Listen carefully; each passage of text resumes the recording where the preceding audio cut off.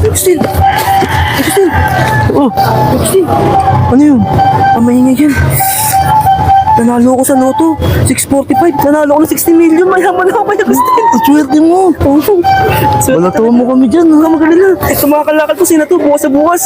Bakit kalakal na bibigay mo sa akin? Bukas sa bukas. Bibigyan ka ng pera kay Christine. Sige, alis na ako. Ano ba naman to? Si Ruben, nanalo ng 60 million sa loto. At binigay sa akin kalakal. Nakakapanghinayang naman. Bukas, mayaman na sa akin yung si Ruben. Balikan pa kaya ako yung si Ruben. Bukas nga, makataya rin ng loto. Baka manalo rin ako ng ganung alaga. Bukas na lang, makataya ako bukas. Nakakapanghinayang.